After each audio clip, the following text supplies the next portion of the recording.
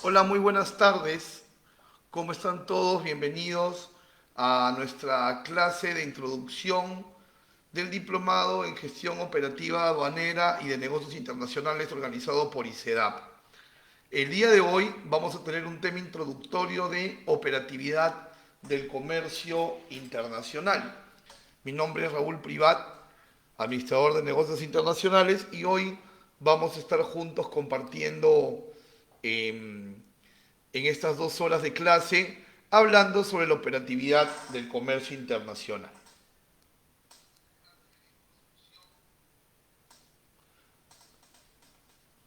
Muy bien, entonces entiendo que estamos recibiendo de manera correcta tanto el audio como el material y seguramente con el correr de los minutos se integrarán los demás participantes. Así que ya en un minuto más vamos a empezar.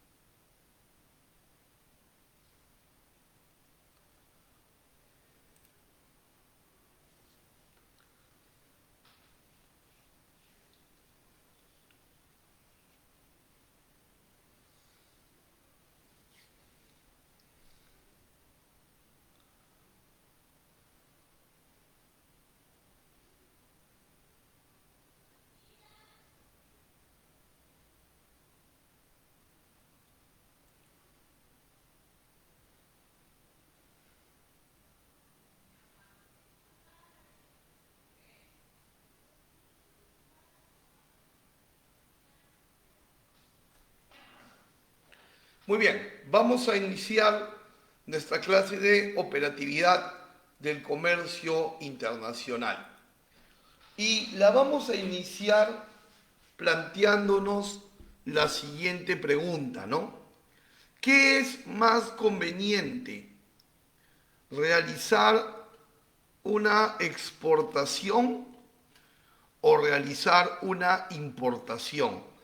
¿Qué acción, qué proyecto me supone mayores ventajas, mejores ingresos, mejor rentabilidad? Exportar o importar, porque claro, la operatividad del comercio internacional se trata de todo el flujo de exportaciones e importaciones. Pero ¿cuál de los dos me supone un mejor proyecto? Fíjate, no hay una respuesta correcta o una única respuesta, si así quieres verlo, para poder responder a esta pregunta, ya que existen buenos negocios de exportación, malos negocios de exportación, buenos negocios de importación, malos negocios de importación también. Porque en realidad, más importante que decidir si exportar o importar, más importante que ello es la idea de negocio. Eso es lo primordial. Y ya la idea de negocio te dirá si tu camino va a ir por el lado de la exportación o tu camino va a ir por el lado de la importación. Si yo tengo artesanías, tengo un buen negocio de exportación. Si veo un mercado insatisfecho en Perú para productos tecnológicos, tengo un buen negocio de importación. Entonces, más importante en un primer momento, ¿no? Más importante que decidir si exportar o importar, más importante de ello es la idea de negocio. Y esa idea de negocio es la que te dirá por dónde irá tu camino, ¿no? Si por la exportación o la importación. Así que eso para tenerlo claro en primer lugar. No podemos decir que exportar es más difícil que importar o viceversa, porque cada operación es una historia diferente, cada operación tiene su propia problemática, cada operación tiene su propia complejidad. Por lo tanto, no podemos decir que uno sea más sencillo, más complejo que el otro, ¿no? Cada operación tiene sus propios escollos que poder superar. Entonces, como primera idea de la clase de hoy, no es mejor uno que otro, no es más complicado, más sencillo uno que otro. Cada idea de negocio devenga una situación diferente. ¿Ok? Vamos a continuar entonces. Como estamos hoy en una clase de introducción y estamos hablando de la operatividad del comercio internacional, quiero empezar la clase dando una mirada a cómo ha desarrollado, cómo se ha comportado el comercio exterior peruano en el contexto de la pandemia, ¿no? Vamos a recapitular desde el inicio de la pandemia hasta nuestros días, lo cual es importante para que nosotros podamos entender en hechos concretos qué tan esencial es el comercio exterior para el desarrollo de nuestro país. Y lo primero que tengo para decirles en ese sentido es que el comercio exterior peruano, la operatividad, la gestión comercial, nunca paró dentro de la pandemia, nunca paró. Es más, uno de los primeros decretos que se sacaron durante el estado de emergencia sanitaria fueron decretos y resoluciones que dejaban muy en claro que la operación de comercio exterior no para. Y esto el Estado peruano lo hizo acorde a un artículo que está en la Ley General de Aduanas. Para ser más precisos, estamos hablando del decreto legislativo 1433 y en esta Ley General de Aduanas tenemos un artículo, como les decía, que es el artículo 4 de la Ley General de Aduanas, para que me permitan leerlo, por favor. Dice el artículo 4, los servicios aduaneros son esenciales y están destinados a facilitar el comercio exterior, a contribuir al desarrollo nacional y a velar por el control aduanero y el interés fiscal.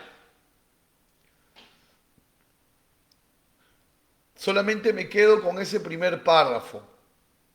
Ya dentro del desarrollo del temario de todo el diplomado, pues se profundizará mucho más en la Ley General de Aduanas.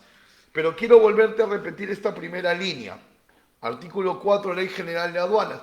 Los servicios aduaneros son esenciales, y están destinados a facilitar, no entorpecer, a facilitar el comercio exterior, a contribuir con el desarrollo nacional, claro, porque dinamiza la economía, y a velar por el control aduanero y el interés fiscal. Claro, dinamiza la economía, pero dentro de un marco de control para evitar, claro, esta economía ilegal, ¿no?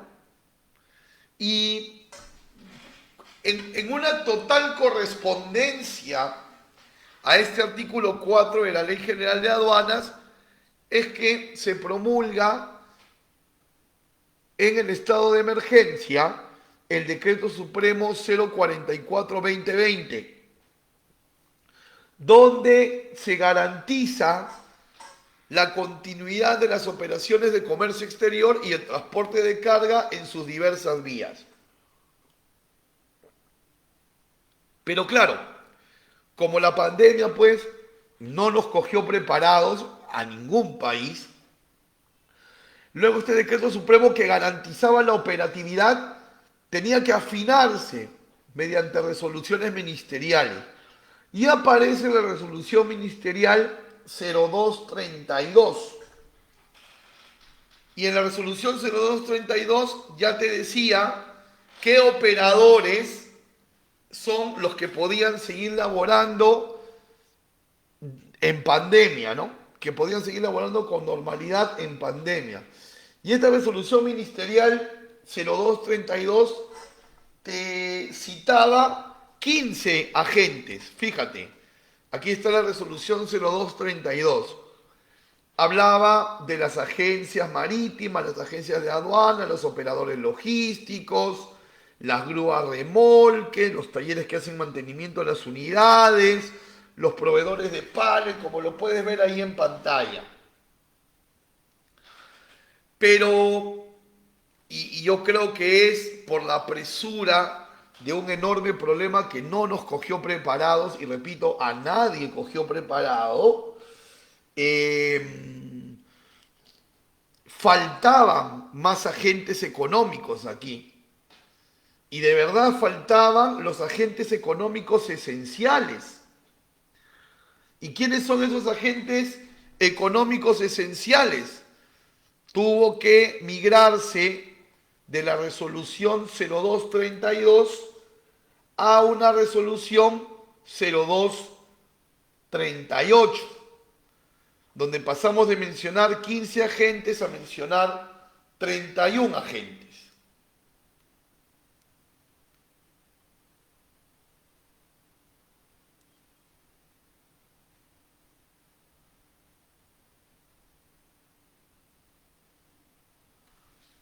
Vamos a ver.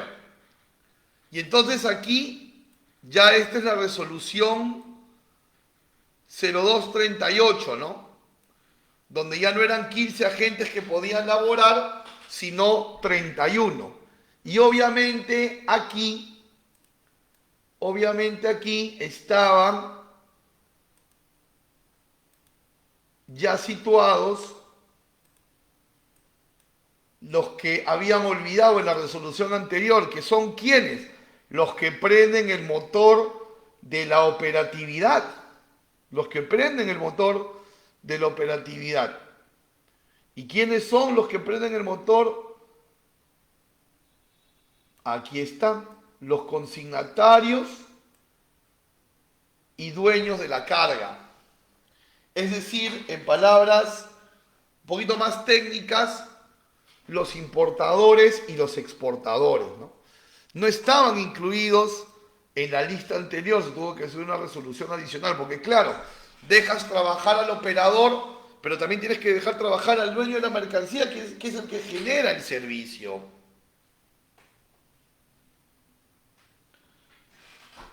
¿Ok? Continuamos entonces.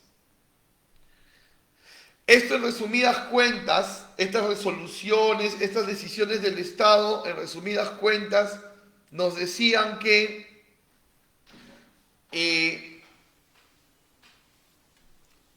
tanto las labores de exportación como las labores de importación, pues podían darse con normalidad, entre comillas normalidad, ¿no? En el medio del problema pues sanitario que conocemos. Pero ahí está la clara prueba que el comercio internacional de Perú al mundo, del mundo a Perú, no se detuvo. Y el Estado hizo muy bien en sacar estos decretos, estas resoluciones, para que quede claro lo que estamos diciendo, ¿no? Para que quede clarísimo lo que estamos diciendo.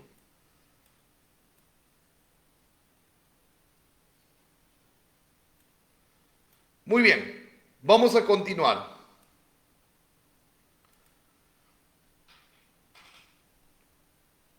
Pero no solamente Perú aseguró el hecho de garantizar la parte operativa de, digamos, los operadores de comercio exterior, los agentes, etcétera, ¿no?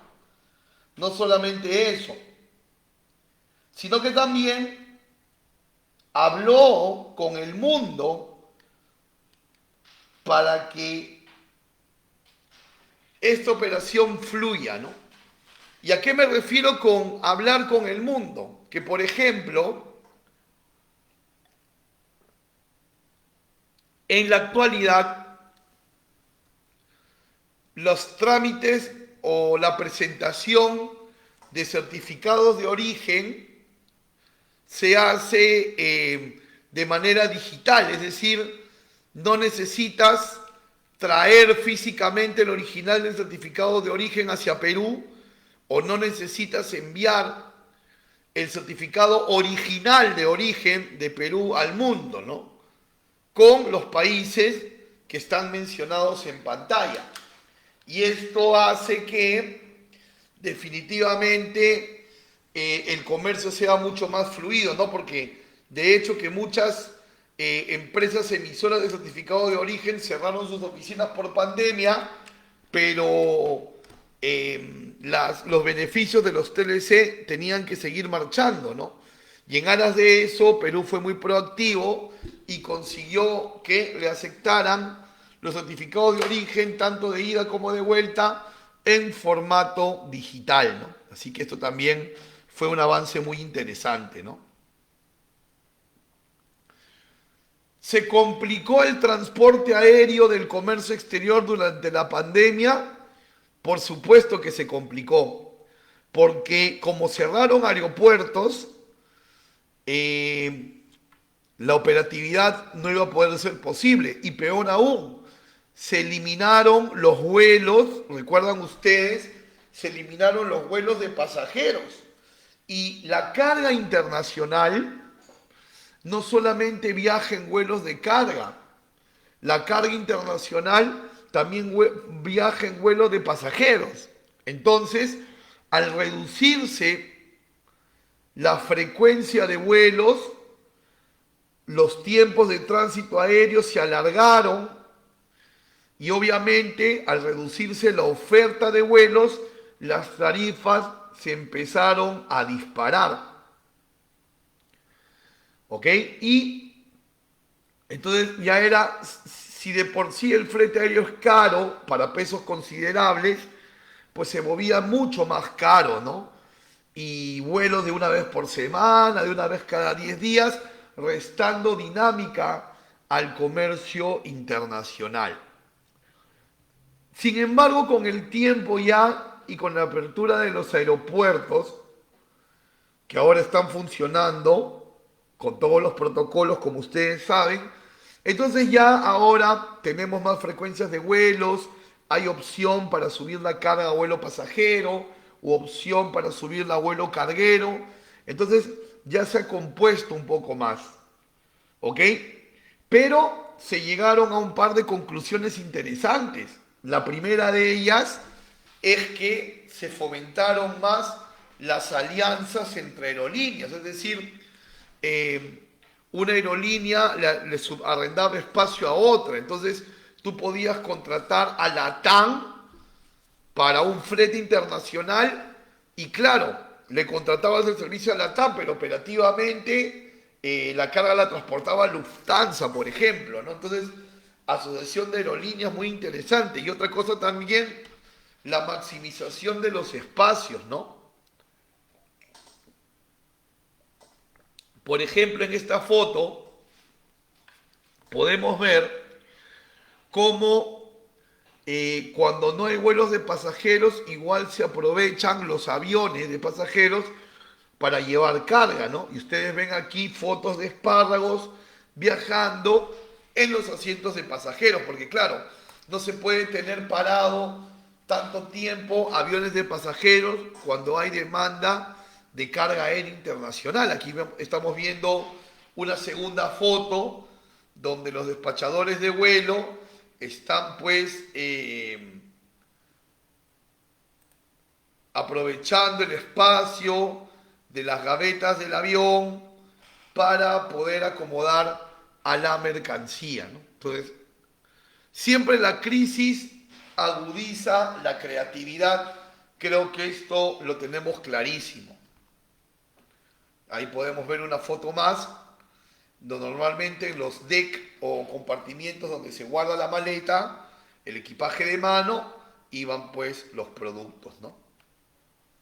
Al inicio de la pandemia, los fletes marítimos no se afectaron tanto, ¿no? En el tema de frecuencias, ¿ok? En el tema de frecuencias. Porque obviamente no era el mismo caso que la carga aérea, que se reducían las opciones de vuelo, ¿no? Porque en este caso los cruceros no llevan carga, ¿no? Entonces, en el tema marítimo sí está muy independiente el canal de carga del canal de pasajeros. Por lo tanto, no hubo mayor problema al inicio, ¿no?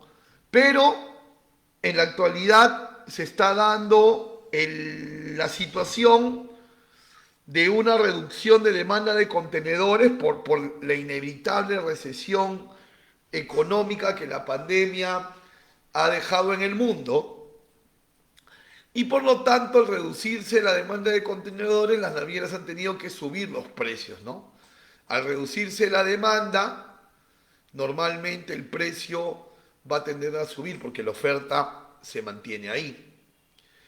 Y entonces, por ejemplo, tenemos que hace un par de años un flete por tonelada o metro cúbico de Shanghai, China, a Callao, Perú, te podía costar 40, 50 dólares y hoy te está bordeando los 180, 190 dólares, casi un 300, 400%, ¿no? Y un flete ya no de carga consolidada, sino un flete de contenedor exclusivo, pues antes podía estar en el orden de los 3.000, 4.000 dólares y hoy está en el orden entre los 10.000 y 12.000 dólares, ¿no? Entonces se ha presionado al alza de las tarifas por la reducción de contenedores en el mundo, ¿no? Situación que, en mi opinión personal, aún se va a mantener 1 o 2 semestres más.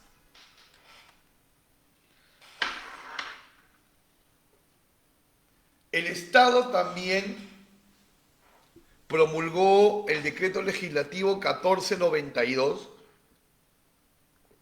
para eliminar la innecesaria emisión física de los documentos de transporte, tanto vía aérea como vía marítima, y la emisión física de los documentos de los almacenes, porque en realidad las transmisiones de documentos, tanto a nivel almacén como a nivel medio de transporte, tranquilamente pueden darse a través de los medios electrónicos, y eso es lo que el decreto legislativo 1492 que salió ha buscado, ¿no? Para evitar que lo que estamos viendo en la foto de la parte inferior derecha, colas, aglomeraciones, ¿no? Porque antes de la pandemia había que hacer colas para ir a recoger conocimientos de embarque, guías aéreas, papeles de los almacenes aduaneros, y obviamente esa aglomeración va en contra de los protocolos de salud que se deben guardar. Y no solo eso, ¿no?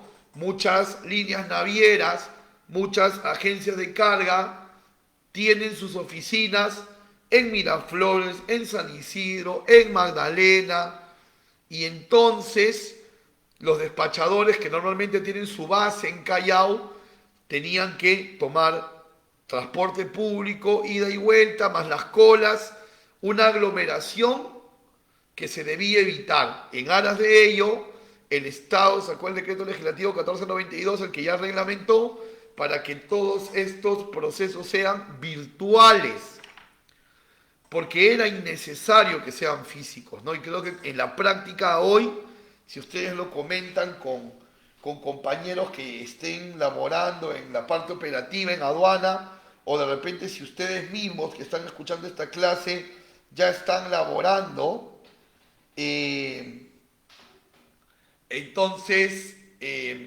van a darse cuenta que en realidad ganamos dinámica, ¿no? Hubo gente que se opuso, pero es lo natural cuando se hace algo nuevo, ¿no? Entonces ahora, por ejemplo, las autorizaciones para retiro de carga son con despachador no presencial, como pueden ver aquí en la imagen, ¿no? Ahí lo he circulado en rojo.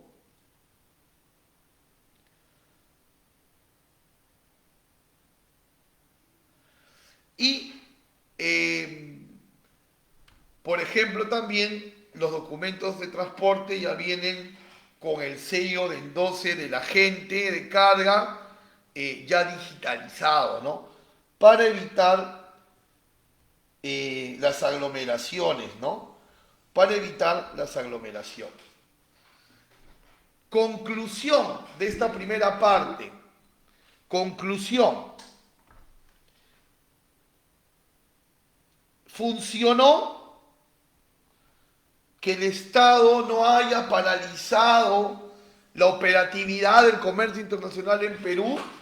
Funcionaron todos estos decretos, todas estas acciones que hemos venido comentando aquí. ¿Verdaderamente funcionaron? La respuesta es sí. La respuesta es sí. Y vamos a los números. Miren este titular del diario Gestión. Ahí también está el link para que vean la noticia completa. Luego voy a estar colgando el material en nuestro grupo cerrado, ¿ok? Miren, dice, exportaciones crecieron 29.5% en los primeros 4 meses del 2021. Y continúa esta literatura diciendo que este resultado, permítanme un ratito enmarcarlo para que lo puedan mirar, dice, este resultado fue producto de las mayores ventas de productos no tradicionales que crecieron 33% y los tradicionales que crecieron 28%. O sea, una noticia positiva por donde lo quieras mirar. Una noticia alentadora por donde lo quieras mirar. Este país, a pesar de, sigue adelante. ¿Ok? Y fíjate, productos no tradicionales en primer lugar fue el que más creció. Productos con valor agregado, agroindustria, confecciones.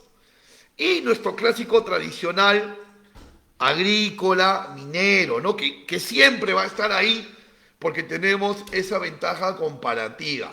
Entonces, yo creo que este titular del diario Gestión nos dice, sí, el haber entendido el artículo 4 de la ley que dice que los servicios aduaneros son esenciales, que el Estado había tenido un perfil de ir hacia adelante con la operatividad del comercio, funcionó. A año y medio de pandemia, aproximadamente año y medio de pandemia, sí funcionó y aquí estamos, ¿no? Aquí estamos vendiendo nuestros productos al mundo, sacando la cara hacia el mundo. Pero, como habíamos empezado la clase, no todo es exportar. También existe la importación. ¿Y qué pasó con la importación? Aquí tenemos un artículo también.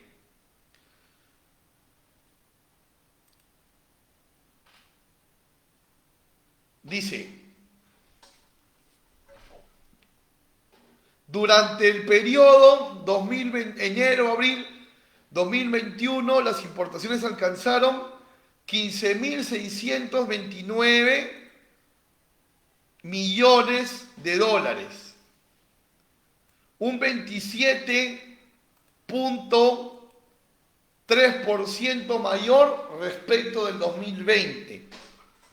O sea que, fíjate, nuestras importaciones han crecido casi 30%, como las exportaciones. O sea, el crecimiento ha ido a la par en ambos, casi, ¿no?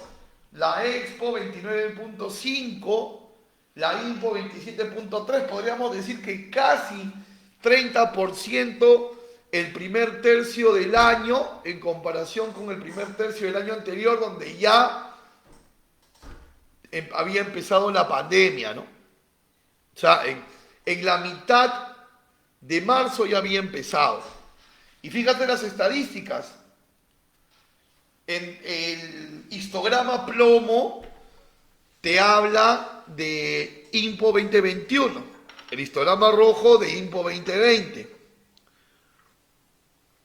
En bienes de capital, que son maquinaria, por ejemplo, crecimiento. En bienes intermedios, o sea, productos con algún valor agregado de que todavía falta algo más, por ejemplo, piezas, partes, repuestos, crecimiento. En bienes de consumo como tecnología, electrodomésticos, crecimiento. Así que, por donde lo miremos, mis queridos amigos, y transmitan esto a sus amigos, a sus familiares, por donde lo veamos, seguimos luchando por sacar adelante el comercio exterior peruano. Valió la pena todo el esfuerzo normativo y operativo que se ha dado para garantizar los servicios del comercio internacional. Muy bien, quisiera en este minuto consultarles a Irving, a Alison, dándoles las muy buenas tardes nuevamente a ambos, a quienes también están en el aula, pero como no me han escrito aún, no puedo ver sus nombres. Quisiera saber si de momento tenemos todo claro o podemos de repente empezar una primer ronda de preguntas sobre todo lo que hemos visto hasta el momento. Recuerden que hoy tenemos la clase de introducción de operatividad del comercio internacional y hemos querido dedicar la primera parte de la clase a analizar cómo se ha comportado el comercio internacional peruano dentro del marco de la pandemia. ¿Preguntas? ¿Consultas?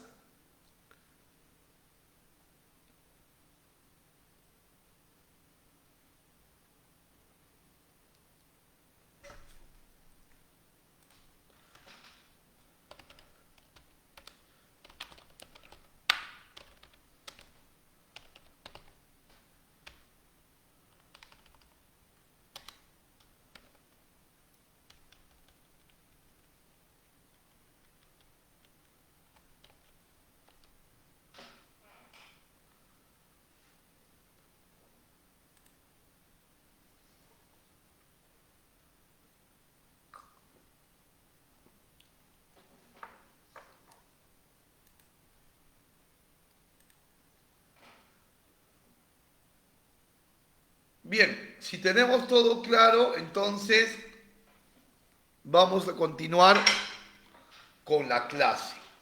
Bien, ¿qué es el comercio internacional?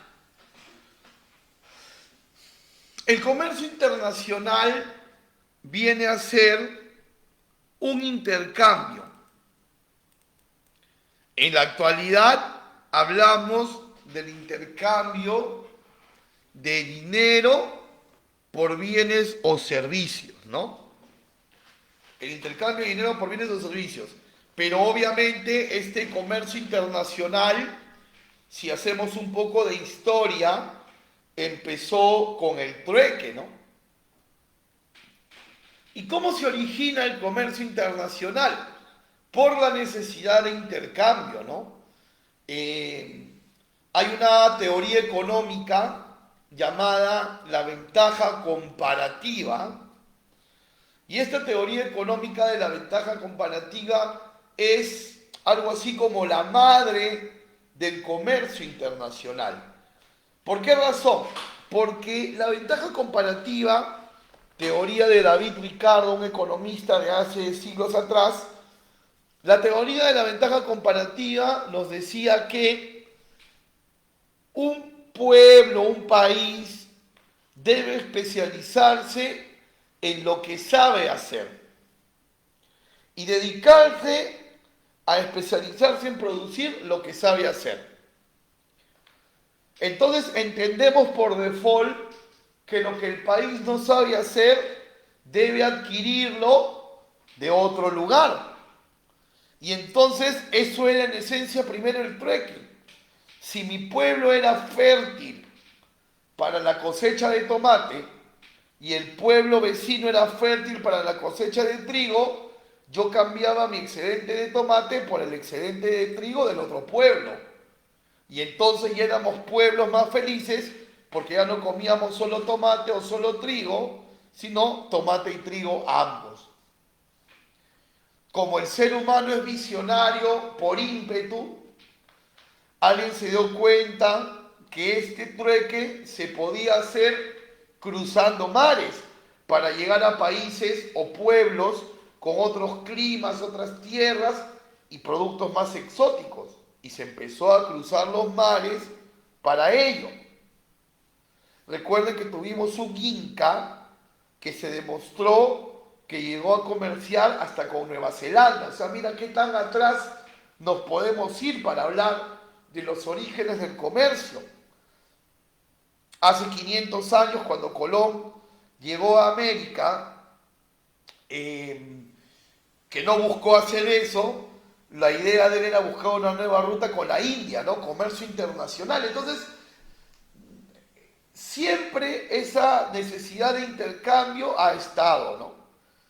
Y la ventaja comparativa, la teoría de David Ricardo de hace muchos siglos se mantiene porque ¿qué exportan los países? Los países exportan lo que saben hacer, en lo que son especialistas. ¿Y qué importan? Lo que no saben hacer. ¿Me dejo entender?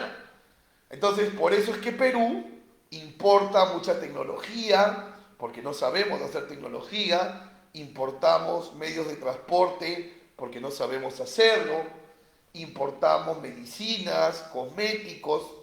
¿Y qué exportamos? Exportamos pisco, porque lo sabemos hacer muy bien, somos los únicos que lo sabemos hacer. Exportamos confecciones, porque somos un país textilero. Exportamos minerales, porque somos un país minero. Exportamos agroindustria, porque tenemos pues unos vastos climas y suelos para poder dar valor agregado a todo lo que la naturaleza le da al país. Y todos los países hacen lo mismo. Exportan lo que saben hacer, importan lo que no saben hacer y necesitan. Por ejemplo, últimamente se estuvo hablando de por qué importábamos tanta papa si tenemos papa, pero ahí también entraría la teoría de la ventaja comparativa, porque nosotros no sabemos presentar la papa como la presenta el proveedor extranjero, pelada, seleccionada, picada, lista para freír, con ese valor agregado. Por eso es que las empresas peruanas importan la papa, porque tienen todo ese valor agregado que nosotros no tenemos. Entonces, siempre los países van a vender lo que están especializados en hacer y van a comprar lo que no saben hacer, pero necesitan. Y eso puede pasar tanto con los bienes como con los servicios. Pero nosotros y nuestro estudio de este diplomado, pues se va a concentrar en los bienes, ¿no?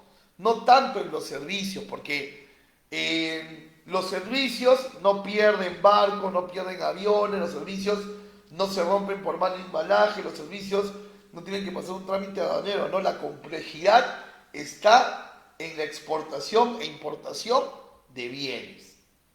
¿Ok? Eso para tenerlo claro. Entonces, ese es el comercio internacional, el intercambio de bienes o servicios por dinero, ¿no? Este intercambio puede darse entre países o entre bloques, ¿no? Por ejemplo, los dos principales mercados de Perú en la exportación son Estados Unidos y China. Son a los que más le vendemos, a los Estados Unidos y a China. Entonces, eso es un comercio internacional país-país, ¿no? Perú-Estados Unidos, Perú-China. Pero nosotros también hemos hecho tratados internacionales con bloques económicos, como por ejemplo la Unión Europea, ¿no? Entonces, nosotros podemos hacer negocios con países o podemos hacer negocios con bloques de países, ¿ok? Eso para tenerlo claro. Negocios con países o negocios con bloques de países. Pero también este tipo de negociación puede ser triangulada. El tipo de negociación puede ser triangulada. ¿Cómo es eso? Por ejemplo, les comento un caso particular para poder entender esta triangulación comercial, ¿no? Aquí en mi compañía, en Comercia, yo soy el CEO de Comercia, soy el director de la compañía, nosotros somos un facilitador logístico. Tenemos, por ejemplo, un cliente que le vende a países sudamericanos, como los que ves en pantalla, les vende máquinas para la fabricación de chocolate. Máquinas para la fabricación de chocolate. Pero esas máquinas no se producen en Perú. Esas máquinas se producen en China. ¿Y qué hace la empresa peruana cada vez que cierra una venta en Argentina, por ejemplo? Cierra la venta, manda la instrucción a China y físicamente, la mercancía sale de China directamente a Argentina, no pasa por Perú. Entonces el vendedor es peruano, el cliente es argentino, pero el producto sale de China. Por eso se llama triangulación comercial. O sea que inclusive estamos hablando de modelos de venta internacional donde no necesariamente va a salir de Perú el producto que estoy vendiendo. Yo puedo cerrar la venta desde Perú y el producto puede estar saliendo de un país tercero hacia el país de mi cliente. Y ese esquema se llama triangulación comercial, que es un modelo que también las empresas pueden realizar. Entonces, el comercio internacional tiene una manera de operar muy versátil, ¿no? Como lo pueden ver.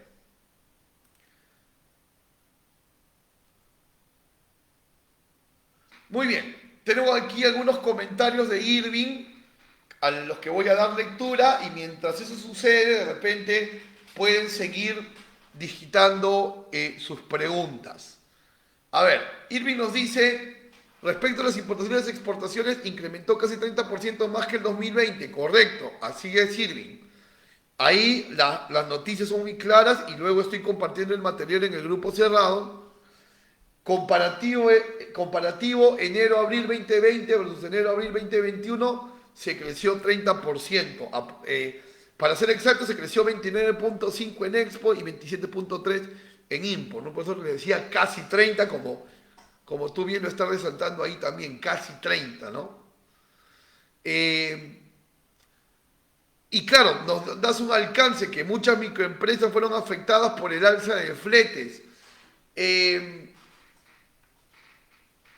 Probablemente, Irving, porque en realidad igual el alza de fletes marítimos a pesar que es una escandalosa alza de 3 o 4 veces, aún deja margen, ¿ah? Aún deja margen porque yo atiendo pymes, Irving, que a pesar del incremento del flete no se han detenido, porque también ya si empezamos a hacer un análisis numérico, ese incremento, claro, nominalmente suena muy grande, ¿no? 300%, porque es el triple. Pero, por ejemplo, si tú te traías antes un metro cúbico de carga por $60 y ahora te lo traes por 180, solamente has incrementado $120 tu sobrecosto. Y si traes 1.200 productos, le recargas 10 centavos de dólar a cada uno. Entonces, ya si entramos a un análisis matemático, no creo que todos hayan paralizado Irving, ¿no? Probablemente los que no manejan muy bien los costos, ¿no? Ahora, tú también me comentas aquí, sigo leyéndote Irving y muchas gracias por tus análisis. Irving nos dice mayormente exportamos producto no tradicional. Si revisas la publicación de gestión que vimos hace un momento, eh, creció más el no tradicional, ¿ah? Y te invito, Irving, a que veas la estadística de los últimos años, siempre va creciendo más el no tradicional, ¿no? El no tradicional, el de valor agregado, como tú lo dices, correcto. Porque, y justo en línea con lo que dices, Irving, la exportación de no tradicional está en las pymes también, ¿ah? Porque el exportador gigante es el que saca minerales, el que saca agro, prácticamente de la chacra al barco, ¿no? ¿Ok? Y bueno, me preguntas aquí por la triangulación comercial. Perú no es el intermediario, Perú es el vendedor, Irving. Es el vendedor. Intermediario sería si Perú comisionara por la venta de China. Pero aquí estamos diciendo que el que vende es Perú, solamente que no lo saca físicamente del territorio peruano, sino lo saca de otro país. Entonces, aquí el peruano es el dueño de la mercancía y el vendedor, que obviamente por el pago del dinero le transfiere la propiedad al cliente. Ojalá, Irving, que haya quedado claro. Si tenemos más consultas, por favor, es el momento.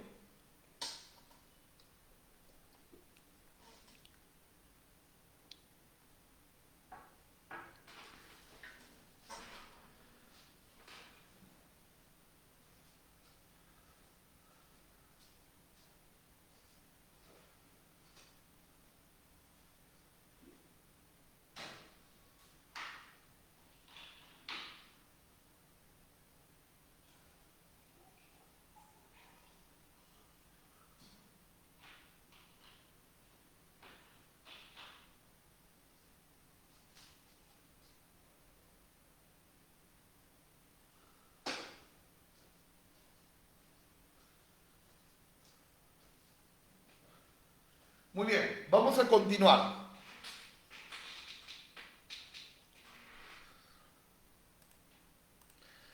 Ahora, la operatividad del comercio internacional, nosotros podríamos mirarla desde 4 aspectos, ¿no?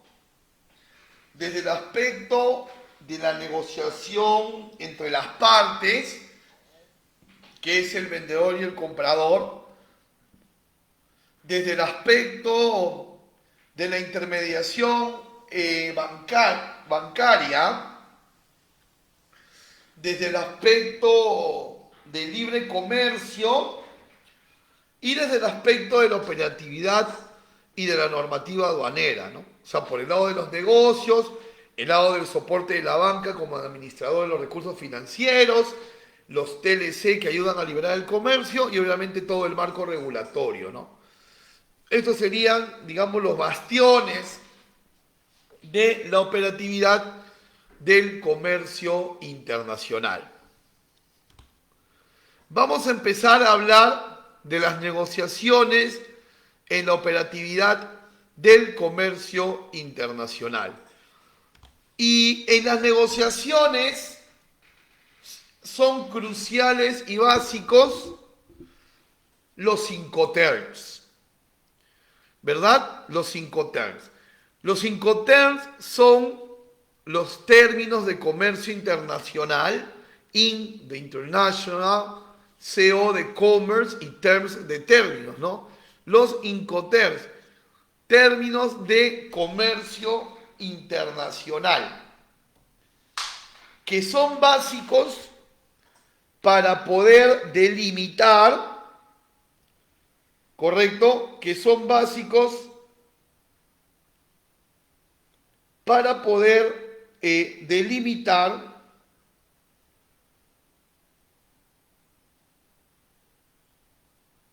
las obligaciones del vendedor y las obligaciones del comprador. Y esto es básico, ¿no? Porque para comprar o vender es necesario que quede estipulado cuáles son mis obligaciones de vendedor y cuáles las del comprador o viceversa, ¿no? Ahora,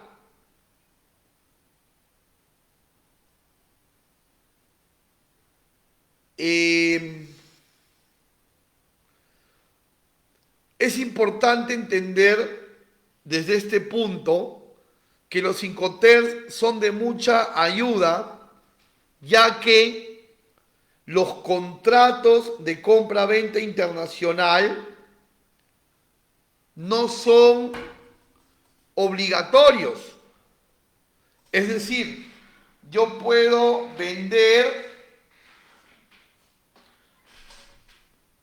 o comprar sin la necesidad de firmar un contrato. Porque firmar contratos también muchas veces se vuelve algo muy burocrático, ¿ah?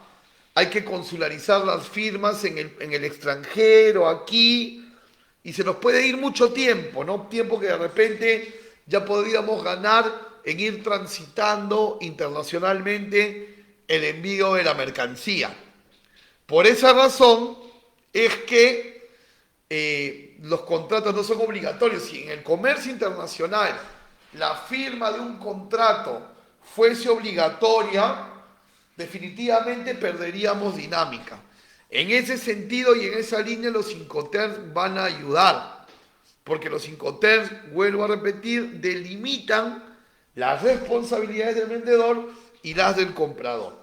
Entonces, cabe aquí la pregunta: ¿los Incoterms son leyes? ¿Los Incoterms son normas? ¿O los Incoterms son básicamente prácticas comerciales? ¿Qué son los Incoterms? Mucha gente a veces lo confunde y piensa que los Incoterms son normas, son leyes internacionales, pero en realidad los Incoterms son prácticas establecidas de mutuo acuerdo por el vendedor y el comprador.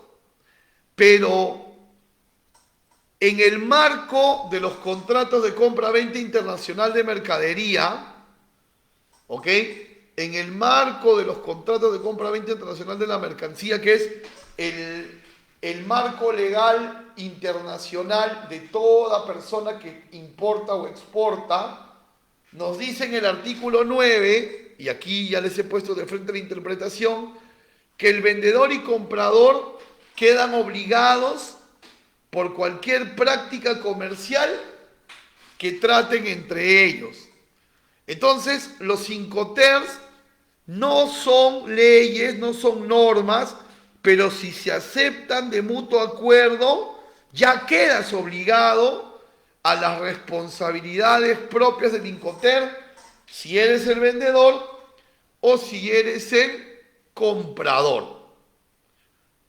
Y esto es de mucha ayuda, porque vuelvo a repetir, los contratos no son obligatorios. Entonces, si yo acepto y pago una factura con un determinado Incoterm, ya hay un medio probatorio que yo acepté, que yo conocía ese Incoterm y que aceptaba todas las obligaciones y derechos que ese Incoterm le daba a cada una de las partes. Miren qué importantes que son los Incoterms para poder negociar. Básicamente los Incoterms, y esto lo vamos a profundizar más dentro del diplomado porque hay un día especial para aprender solo Incoterms. Básicamente los Incoterms a nosotros nos van a delimitar 4 cosas. 1, la vía de transporte. La vía de transporte por la que va a ir la mercancía. Al decir la vía de transporte, estamos entendiendo que hay ciertos Incoterms que son netamente marítimos y otros Incoterms que son multimodales, ¿ok? Por eso decimos que los Incoterms regulan las vías de transporte, ¿ok? Por eso decimos que regulan las vías de transporte, porque hay ciertos Incoterms netamente marítimos y otros multimodales. Reunión de primera comunión. ¿Ok? Ya en su debida clase, en la debida clase de Incoterms, vamos a ver cuáles son los netamente marítimos y cuáles los multimodales. Otra cosa que los Incoterms también delimitan es la transmisión de riesgos sobre la mercancía. Es decir, hasta qué punto de la cadena logística va a ser responsable el exportador y a partir de qué punto de la cadena logística en adelante será responsable el importador. Otro punto que delimitan los Incoterms es dónde se entrega la mercancía. Hay Incoterms donde el vendedor entregará la mercancía en su puerta, o sea, no hará ninguna logística. Otras lo entregará en el puerto de embarque, otras en el puerto de destino e inclusive hasta la puerta del importador. Y los Incoterms también van a delimitar la cobertura de costos, o sea, qué costos operativos le corresponde asumir al que vende, exportador, qué costos operativos le corresponde asumir al que compra, importador. Entonces, fíjense, bastante completo la regulación del Incoterm. Vía de transporte, responsabilidad, lugar de entrega, cobertura de costos operativos. Como bien lo dice esta anotación de la lámina, nos va a ayudar a evitar incertidumbres, ¿no? Lo que sí debemos de tener en claro es que los Incoterms no regulan, atención con esto, los Incoterms no regulan lo que es los medios de pago. O sea, no hay ningún Incoterm que dé alcance de que se debe pagar al contado, al crédito, con adelantos, etc. No existen Incoterms que tengan que ver con la forma como convienen el pago el vendedor y el comprador. Solamente los Incoterms se van a limitar a lo que estamos viendo en pantalla: la vía de transporte, la responsabilidad, el lugar de entrega y la cobertura de costos. A eso se van a limitar. No podemos darle nivel de un contrato al Incoterm tampoco, porque los contratos hablan de productos puntualmente y pueden tener muchas cláusulas y muchas especificaciones. Los Incoterms se limitan solo a estos 4 puntos.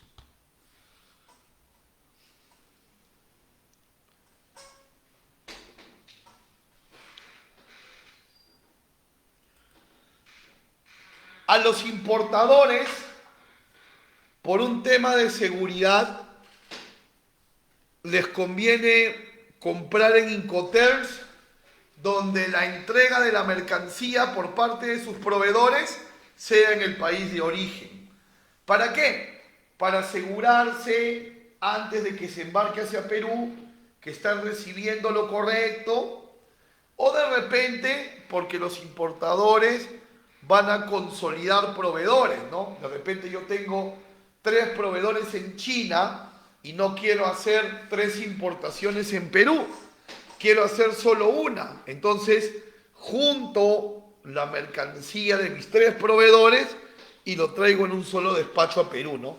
Para esas situaciones, y si hablamos de conveniencias, pues al importador le conviene traer los productos en export, traer los productos en FOB.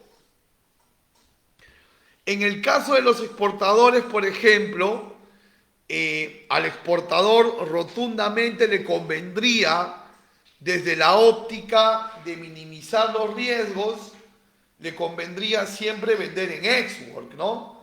Porque estaría vendiendo en su puerta, no arriesga nada de la logística, no invierte más allá de dejar el producto preparado para despacho.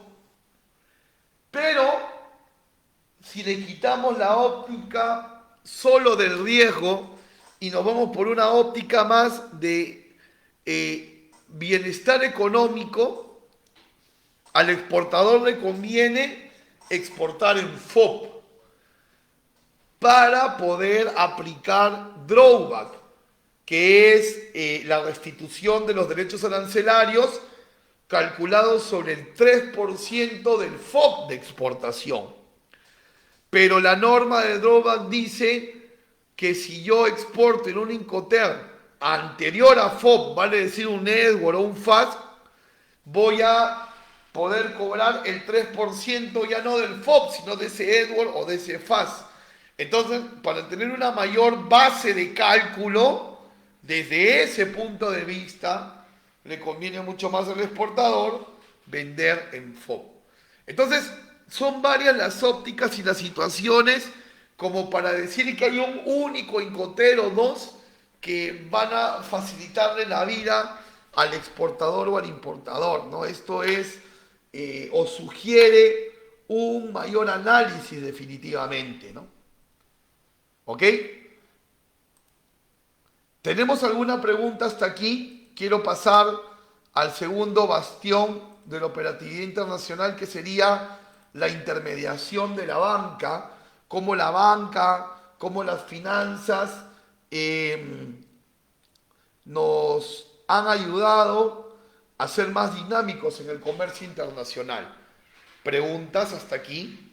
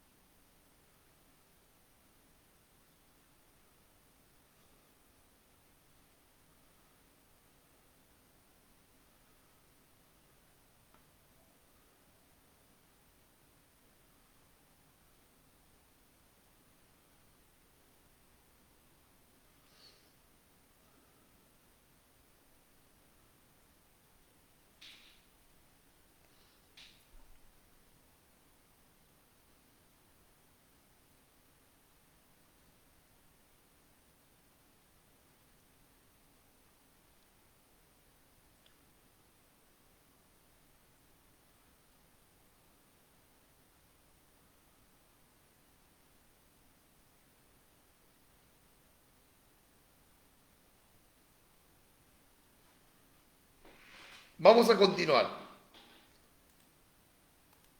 Hablemos ahora de la intermediación bancaria y financiera en la operatividad del comercio internacional.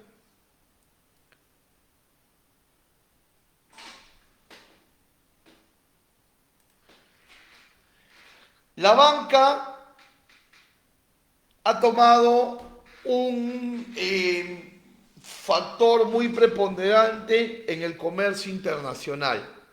Y esta preponderancia, pues, ha sido mayor, ha tomado un mayor rol desde que se dio un fenómeno muy importante en la economía internacional. En el año 1971, en los Estados Unidos, se firmó el acuerdo de Bretton Woods. ¿Y qué decía este acuerdo? A ver, tenemos que ir un poquito más atrás en el tiempo para poderlo entender. Antes del año 71, la moneda del comercio internacional era el oro.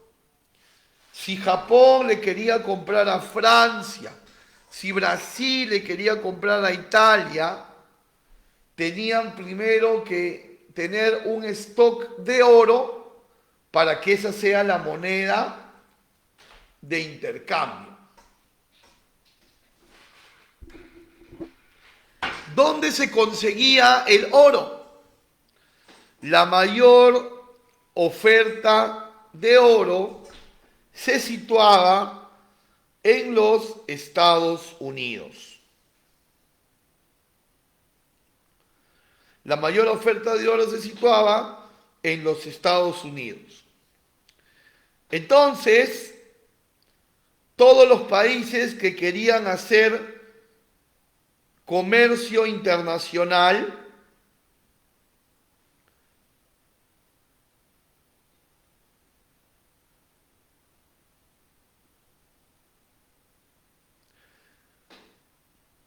tenían que hacerse primero de oro.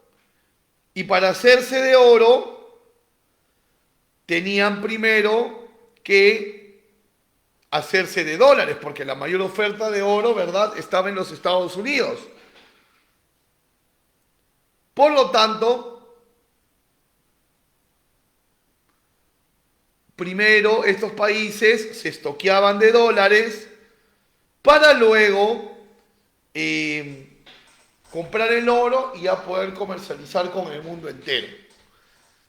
Lo que sucede en el año 71 en el acuerdo de Bretton Woods es que Estados Unidos decide no vender más oro. No vender más oro. ¿Y qué sucedió? Al tomar la decisión Estados Unidos de no vender más oro,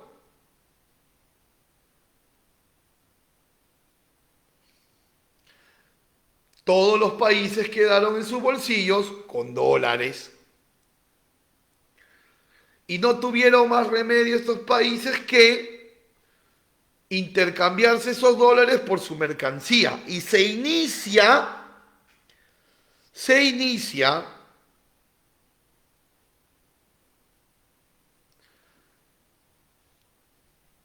la máxima participación, el mayor protagonismo de el dólar como moneda del comercio internacional.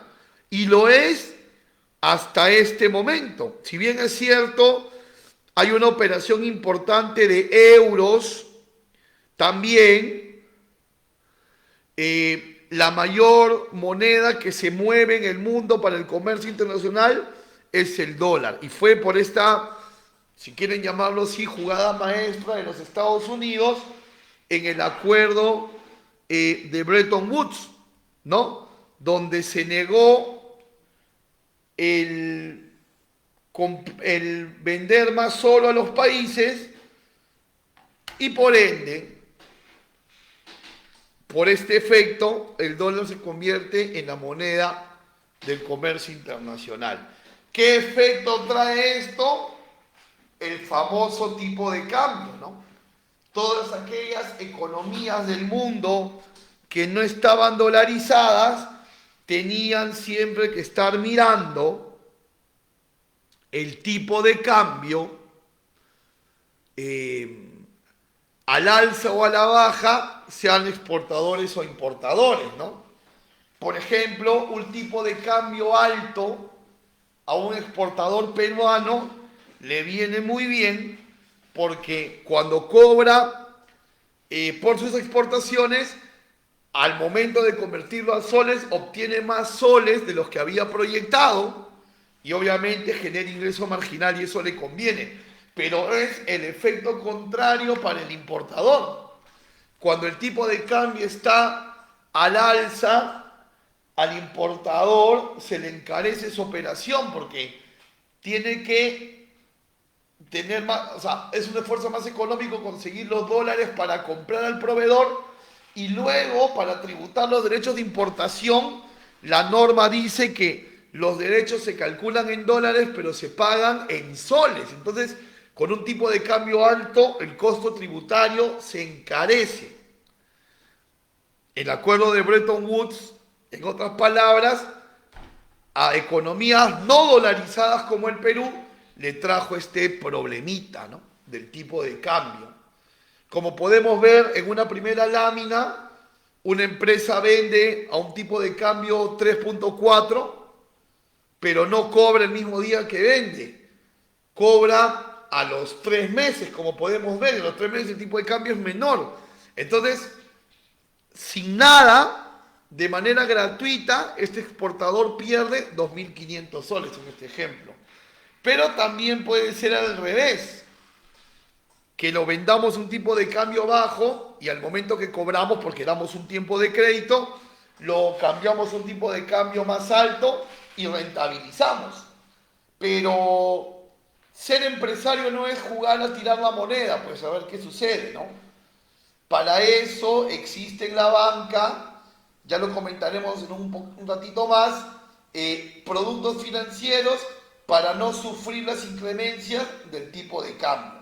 Ahí empieza a ser protagonista la banca en la intermediación financiera, ¿no? Las finanzas de nuestras economías están totalmente globalizadas, ¿no? Es necio, es de poco conocimiento, de poco análisis de la realidad, pensar que en el comercio internacional cada país es una isla. Eso es totalmente falso.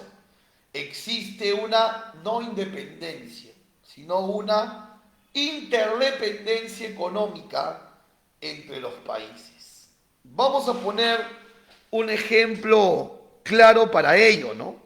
Y esto no se trata de ponerle un calificativo bueno o ponerle un calificativo malo, sino se trata de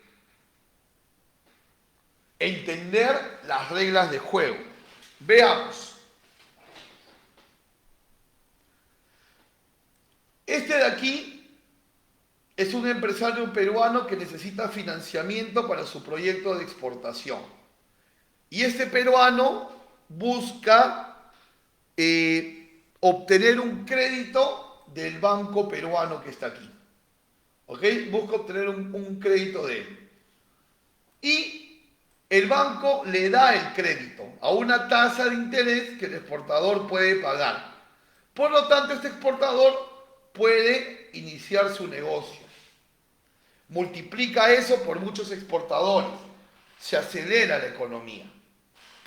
Pero vamos un poquito más atrás. Para que ese banco peruano le pueda haber prestado al exportador peruano, el banco peruano tuvo que ir a la banca norteamericana a prestarse la plata. Entonces, Estados Unidos le presta a Perú y el banco peruano le presta al exportador. ¿De dónde saca la plata el banco norteamericano? De los ahorros de los países petroleros. Entonces, si a los países petroleros les va bien en la venta del petróleo, dejan sus ganancias en bancos norteamericanos. Los bancos norteamericanos prestan esa plata al banco peruano y el banco peruano le puede prestar al exportador peruano. Pero si aquí la cosa va mal y el precio del petróleo se dispara tanto que se cae la venta, hay menos ganancias que depositar aquí, menos dinero que preste el norteamericano al peruano, y el banco peruano va a poder prestar aquí, pero a una tasa de interés más alta. Y probablemente este señor salga del juego. Él y muchos empresarios más, restando dinamismo a la economía. Entonces, lo que sucede en lugares petroleros muy alejados de Perú terminan afectando, porque las economías están globalizadas. Y repito, esto es una opinión personal, ¿no? A mi modo de ver como empresario del comercio exterior. Esto no es bueno ni malo, son las reglas de juego. Es como pretender, no entender esto es como pretender ir a jugar fútbol y querer sacar el lateral con los pies. Entendiendo todo ello, la banca entra a tallar con diversos productos para impulsar el comercio internacional. Por ejemplo, el banco ofrece factoring a sus clientes, a los exportadores. ¿Qué es el factoring? Por ejemplo, tú tienes una factura de $20.000 para cobrar en 60 días a tu cliente argentino, pero tú necesitas la plata hoy. Vas al banco y le vendes tu factura al banco. Claro, el banco no te va a dar los 20.000 de la factura, te dará 16.000, 17.000, pero ya tienes la liquidez hoy y no tienes que esperar 60 días. Y el banco es el nuevo dueño de la factura y ahora tu cliente argentino le tiene que pagar la plata al banco, no a ti. Operaciones como por ejemplo el leasing. Si un importador quiere traer un producto y no tiene dinero para importarlo, puede pedir un leasing al banco. Es decir, el banco es el que hace la importación con el propio capital del banco y le cede en préstamo el producto al importador.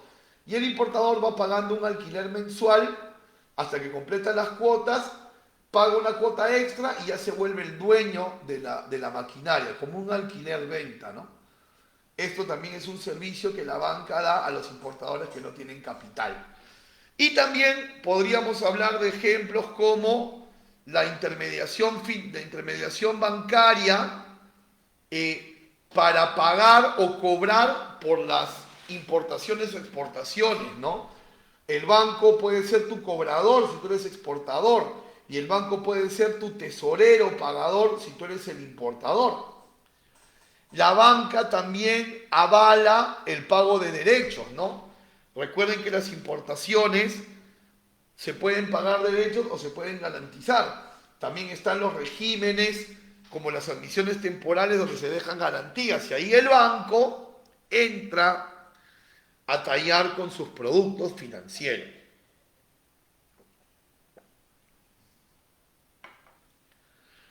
El banco también emite seguros al crédito, es decir, tú le das crédito a un cliente y le compras un seguro a ese crédito. Si el cliente no te paga el seguro. Eso también lo hace el banco, ¿no? Seguros a tu proceso de cobranza. También en, digamos, cooperación con el Estado peruano existen las líneas de crédito de financiamiento preembarque y posembarque, ¿no? Preembarque, el banco le presta plata al exportador antes de embarcar, posembarque se la presta después de embarcar. Y estos productos financieros para exportadores es una asociatividad del Estado con los bancos, ¿no? Y también están las operaciones en mercado de divisas, ¿no? Por ejemplo, yo exporto hoy, pero voy a cobrar en 60 días. ¿Cómo hago para protegerme del tipo de cambio futuro si este va a la baja? Hago un trato hoy con el banco y el banco me respeta dentro de 60 días un tipo de cambio muy parecido al de hoy, ¿no? Se llaman operaciones spot en el mercado de divisas. Entonces, te protegen del tipo de cambio. Como ven, el sistema bancario es muy, muy importante y relevante en la operatividad del comercio internacional. Bien, momento de abrir una ronda de preguntas y si no tuviesen preguntas, me mandan un mensajito diciéndome que todo está claro, por favor. Pero si tuviesen inquietudes de lo que estamos hablando sobre la intermediación de la banca en la operación de comercio internacional, es el momento de preguntar.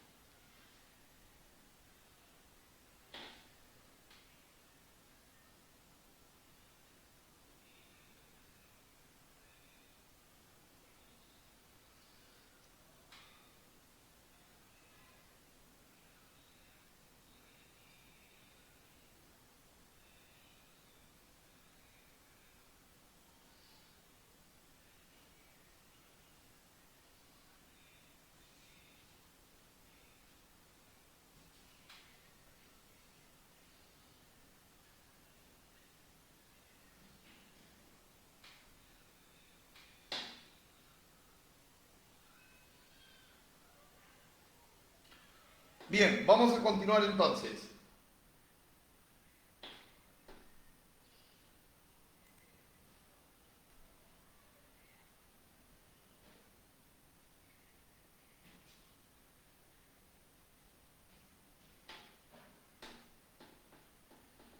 Muy bien, otro bastión importante en la operatividad del comercio internacional es el libre comercio. O, en otras palabras, los tratados de libre comercio que hemos venido pues firmando con los diferentes países en el mundo, ¿no? ¿Y por qué son muy importantes? Porque abren mercados y son bilaterales. Es decir, cuando se firma un tratado de libre comercio, se benefician tanto el exportador, porque su producto llega al otro mercado con arancel cero, así como también se beneficia el importador, que puede traer su producto a Perú con arancel cero. Entonces, el mercado exportador peruano puede crecer cada vez más afuera porque los productos llegan sin arancel y los compradores internacionales tienen que invertir menos dinero en comprarnos. Y asimismo, los productos que compramos en el exterior y que llegan al Perú pueden llegar a precios más competitivos para que nosotros los vendamos aquí en el mercado local a precios más competitivos porque llegan con arancel cero. Y eso es lo que causan los tratados de libre comercio. Nunca va a ser una mala noticia, nunca va a ser síntoma de abuso o demás el hecho de firmar un tratado de libre comercio. Por todo lo contrario, si nosotros hemos podido pasar de 7.000 millones de dólares que exportábamos en el 2002 a 55.000 actualmente, es decir, casi octuplicado el monto, casi 8 veces más, en gran parte ha sido por los tratados.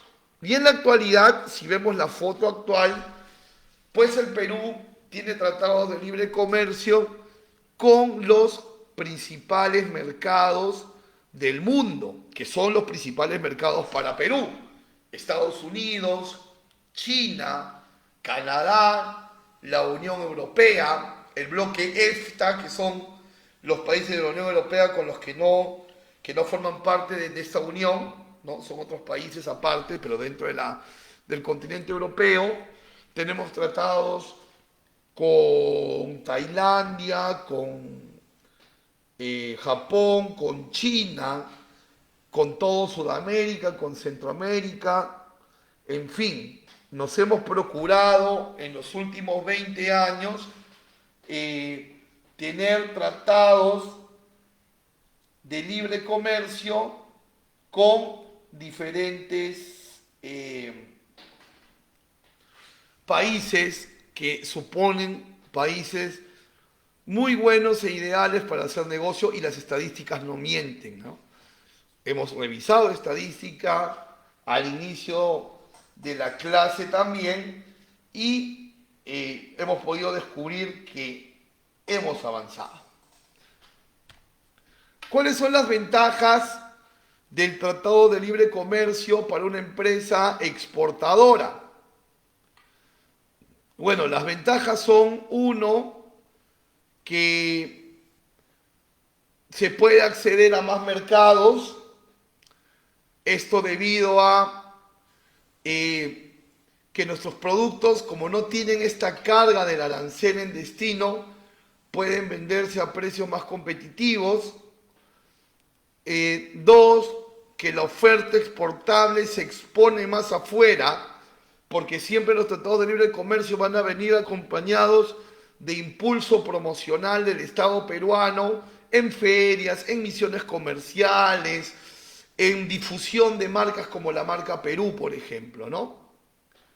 Y obviamente todo esto ayuda a que los exportadores peruanos de todo nivel puedan internacionalizarse de una manera más rápida, o sea, hacerse conocer afuera de una manera más rápida y obviamente ser muchísimo más competitivo.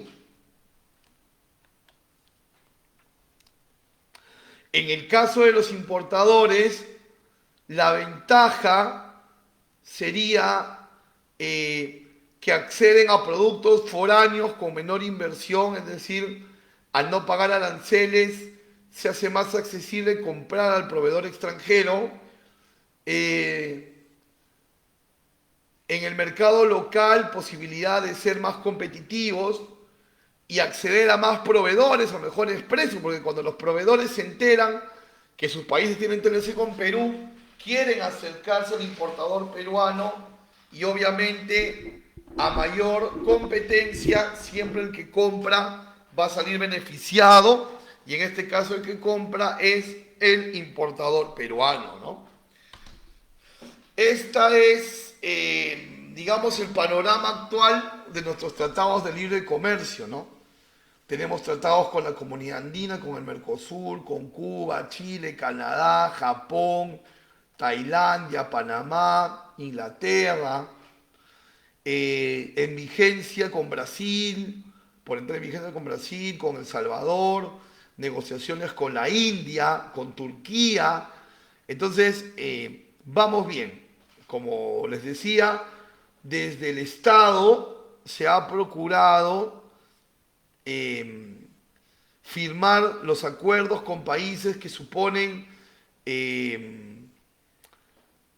ser buenos proveedores para el importador peruano y buenos clientes para el exportador peruano, ¿no? Y al costadito hay una fotito muy emblemática porque es el primer embarque peruano a los Estados Unidos que salió favorecido con el Tratado de Libre Comercio. Es el primer embarque peruano que en la aduana norteamericana iba a acogerse al beneficio del arancel cero, ¿no? Y era muy digno de celebrarse al nivel de hacerle un vestido especial al contenedor y todo lo demás, porque Estados Unidos, pues, es actualmente nuestro principal cliente, ¿no? Este primer embarque se dio en 2009, fueron más de 4 años de negociación del tratado y es uno de los tratados en los que más se ha beneficiado la comunidad exportadora e importadora peruana, ¿no? Y los tratados de libre comercio son perfectibles, pueden ir mejorándose, pueden irse dando mejoras, siempre en pro del beneficio de ambas partes, ¿no? Es decir, por ejemplo, Perú, pues no puede pretender hacer un tratado de libre comercio con Japón, pretendiendo beneficiarse solo Perú. Japón también lo tiene que hacer, ¿no? Por eso, si nuestros productos entran a Japón con arancel cero, los productos japoneses aquí también lo van a hacer. El comercio, los tratados son bilaterales, es decir, ambas partes siempre se van a beneficiar. ¿Tendremos alguna pregunta hasta este minuto? Sí, Irving, es correcto lo que dices, ¿no? El último acuerdo que hemos hecho es con el Reino Unido, porque el Reino Unido, recuerda, se salió de la Comunidad Europea. Y como tenemos buenos negocios con el Reino Unido, con Gran Bretaña, entonces, saliendo ellos de la comunidad, tuvimos que hacer, y nos movimos rápido en ello, un tratado bilateral con ese país, ¿no? Ya que se salió del bloque económico. Creo que reaccionaríamos de esa manera si algún otro país se saliera de ese bloque económico, ¿no? ¿Tenemos preguntas?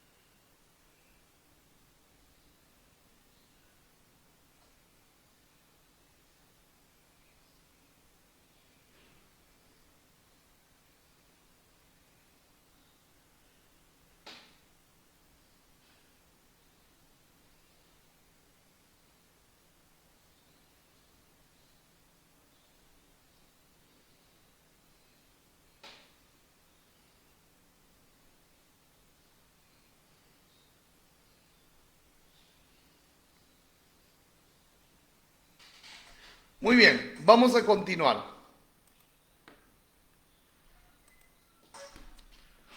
Cuando hablamos del comercio internacional,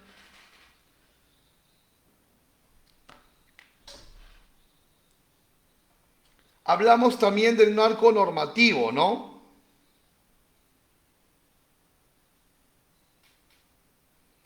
Hablamos también del marco normativo.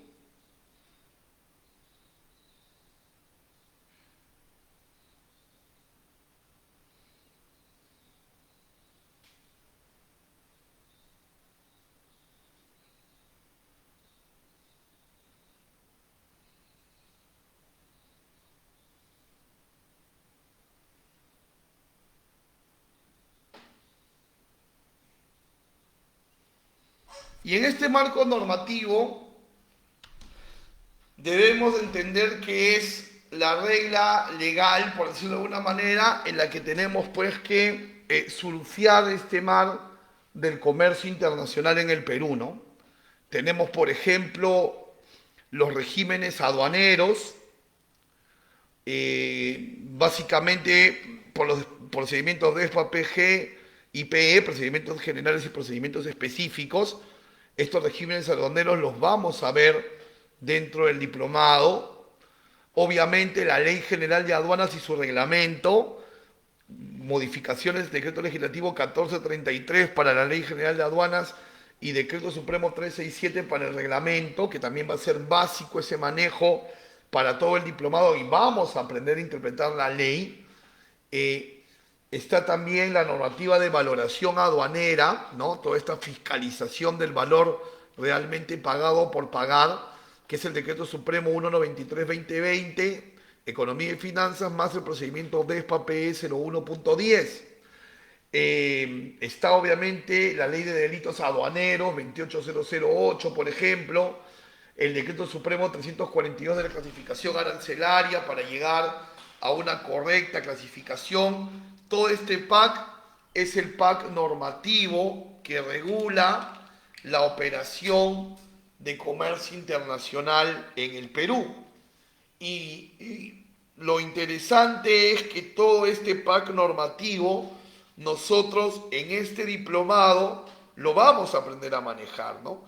Vamos a ver los diferentes regímenes aduaneros, vamos a ver las partes más importantes de la Ley General de Aduanas y su reglamento. También tendremos una fecha especial para hablar del reglamento de valoración aduanera, de los métodos de valoración, también de los delitos aduaneros e infracciones aduaneras, así como de la nomenclatura arancelaria. Entonces, vamos teniendo a la mano, por favor, para lo que viene de aquí a las siguientes fechas del diplomado, vamos teniendo a la mano toda esta normativa que la vamos a ir aprendiendo paso a paso, tema a tema, de la manera más práctica posible, y por eso siempre también yo estaré preocupado de que me pregunten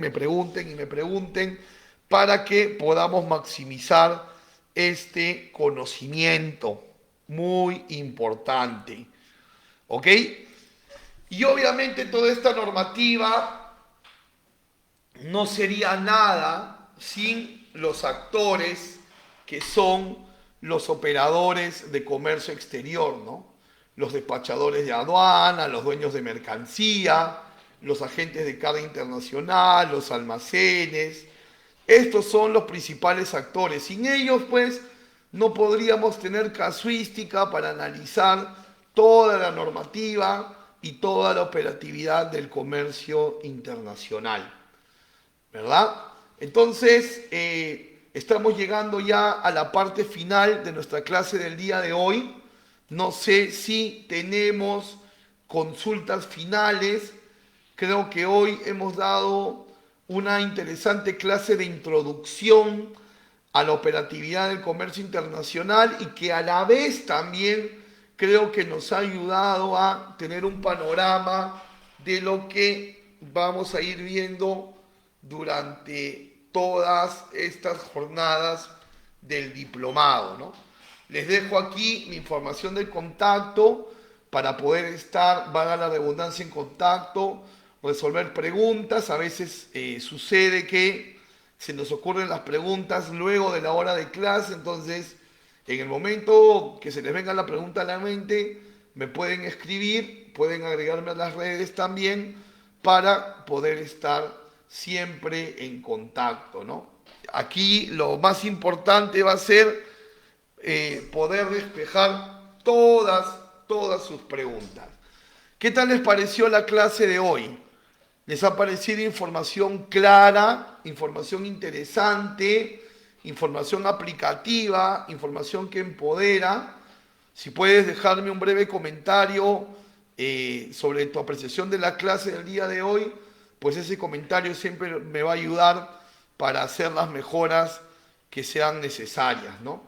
Espero de todo corazón que salgamos de clase hoy con un mejor panorama de lo que es el comercio internacional y nos sirva como introducción y como base para continuar con todo lo que viene más adelante, ¿no? Como siempre, ICEDAP, el Instituto de Comercio Exterior y Derecho Aduanero del Perú, que ya tiene muchos años dictando estos diplomados. De manera presencial lo hacíamos en la Universidad Nacional Mayor de San Marcos. Ahora lo hacemos por el canal virtual, ¿no? Y CEDAP tiene muchos años en el mercado dando estos diplomados y preocupados siempre porque ustedes reciban una formación de calidad. Muchas gracias por sus comentarios. Espero haber podido resolver todas las inquietudes que han tenido el día de hoy. Y bueno, vamos a estar viéndonos la próxima clase. ¿Ok? Nuestra próxima clase es, por favor, hagan agenda para el sábado 4 de septiembre a las 3 de la tarde. ¿Ok? Es nuestra siguiente clase. El próximo sábado no vamos a tener clase. Motivos de mi agenda no me van a permitir estar con ustedes, pero el 4 de septiembre ya continuamos y de ahí de manera continua todos los sábados en el horario habitual con nuestras clases. Así que los espero el 4 de septiembre a la misma hora y por este mismo grupo. ¿Ok? Pasen la voz a los compañeros que no han podido asistir el día de hoy y seguramente este video también va a estar colgado, ¿no? Ya en unos minutitos yo les voy a compartir el material de hoy para que lo puedan ver. Muchísimas gracias, que tengan un bonito fin de semana, que terminen muy bonito su tarde. Dios les bendiga grandemente y nos estamos viendo. Hasta pronto.